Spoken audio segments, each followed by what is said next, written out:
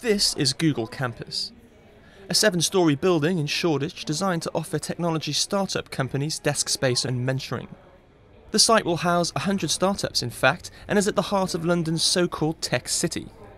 The government is getting excited about the tech cluster in East London, with George Osborne declaring the UK will become the technology centre of Europe.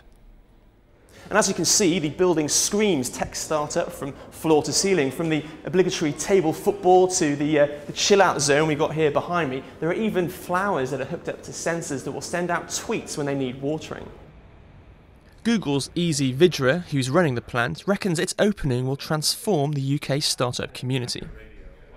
Maybe what was missing is a place for entrepreneurs to connect on a regular basis, a place where you can have also frequent events, a place where you can meet investors, etc. If you're an entrepreneur from Amsterdam, Paris, Tel Aviv, or any of the tech capitals in Europe, and you came to London for 3 days previously, where would you work from? So I believe that campus can be that place. And there's no doubt that the tech community here in Shoreditch is excited about this project. 800 startups applied for desks here at Google Campus. Nadeem Saad, director of Finance a Car, a startup which helps people fund car purchases online, was one of the lucky ones. The fact that Google donated the building means that it's also cheaper to be here. So you can actually access, desks at cheaper prices. You can also just use the free Wi-Fi and use the cafeteria, which is a pretty big space, and just use the free Wi-Fi and just be around startups and investors and mentors, etc. So it's an important, I think it's a very important initiative for the startup community. George Osborne says last week's budget will make Britain more competitive and create jobs, while initiatives like Google Campus will help boost enterprise.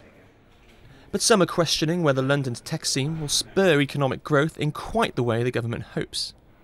Well, Britain's economy is very diverse, and the government's industrial strategy favoured a certain number of sectors, which are essentially high-tech sectors, which are clearly growing quite fast. But the idea that you transform the economy in any period which is within a sort of reasonable time frame, 1 decade or so, is really living in cloud cuckoo land. It's not going to happen because economies don't transform as quickly as that. And there are some concerns in the local community that while the tech scene in Shoreditch might create wealth, it won't create jobs. And that the people living here just don't have the skills to work for many of these companies. Well, it's great news that it's here, but let's be a bit realistic.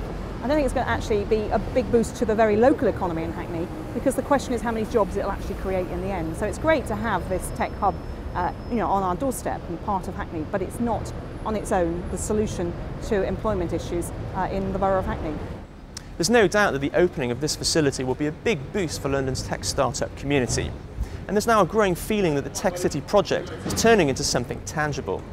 But it's fair to say that it could be some time until the government's grand vision for a tech cluster here in London to rival Silicon Valley is realised. Daniel Garrahan, Financial Times, London.